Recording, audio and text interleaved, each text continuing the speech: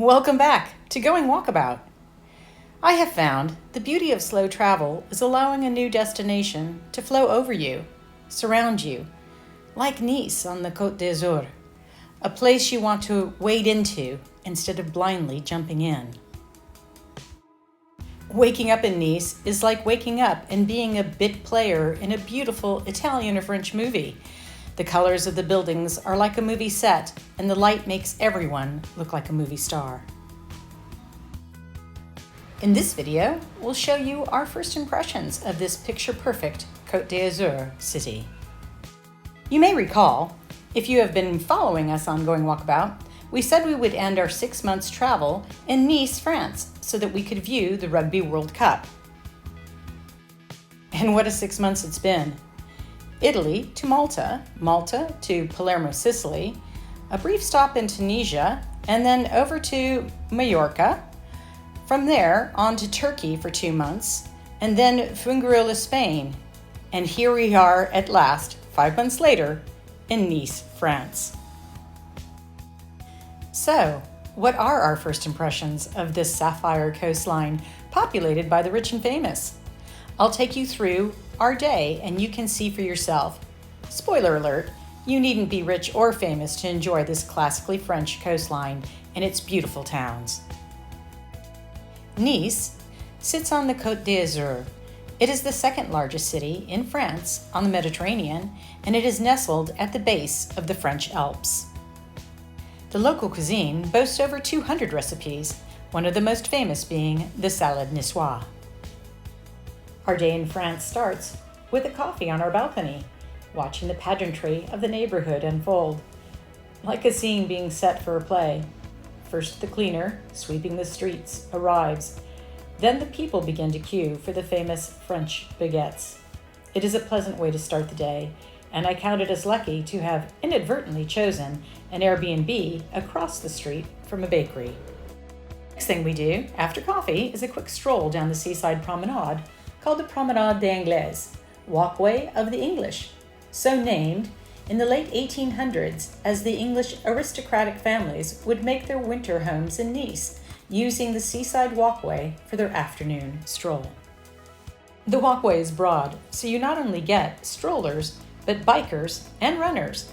It's a cacophony of sights and sounds. The walkway goes out to the point overlooking the city, the Vue Nice. Again, I was surprised to feel like I was in a French movie while watching the beachgoers frolic in the warm waters off the Baie des Agnes. While making my way out to the viewpoint of Nice, as though the activity of over 5 million tourists a year is not enough, the city is hosting the Ironman this weekend and the Rugby World Cup. More on both of those later. The view Nice was enchanting. I could stare at the turquoise waters all day long. There's also an I Love Nice sign there, which of course I had to take advantage of. Directly across the street, I saw people climbing up these steps. My curiosity was piqued, so of course I had to follow them.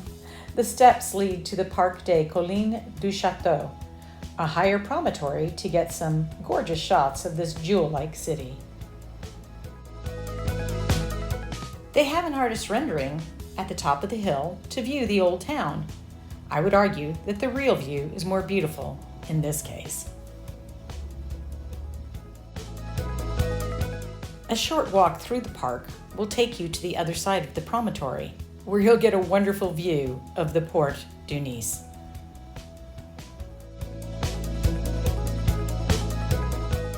Walking back, you can get a bird's eye view of the Ville de Nice, the old town. Strolling through the old town Nice, you can see why the clear air and soft light appealed to the notable painters such as Marc Chagall and Henri Matisse, both who have museums in the city. I would like to say that the market is like many other French cities. However, I was struck by the photographic, jaw-dropping, eye-popping color of it all. Maybe that is how the term feast for the eyes was coined. Walking back to our humble abode, I passed through the main square, Place Messina. The square was the main meeting place for the Rugby World Cup as well as the Ironman while we were in town. Calling it a hive of activity would be an understatement in this case. I couldn't help but stop at the Negresco Hotel on my way home. It stands out like a jewel in the crown of the Cote d'Azur. The hotel was reinvented and renovated in 1957. And the rest is history, as they say.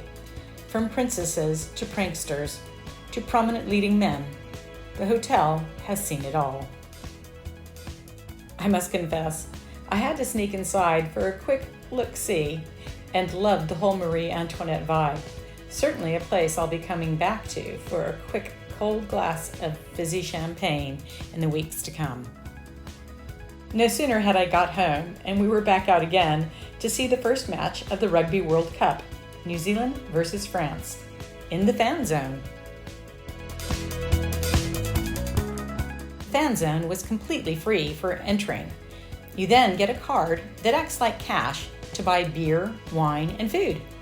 We got settled in a great amphitheater area just in time for the haka. Sadly, it was not in the cards for New Zealand to win the night. The French played splendidly and ruled the day with a fantastic game. As we were strolling home from the rugby, I was thinking about my first impressions of this glorious city. I decided Cote d'Azur, Nice, it is la dolce vida. There will be more to come from this lovely place. Thank you for watching. If you're enjoying the videos, a thumbs up or subscribing would be greatly appreciated. Next stop, Nice, deep dive.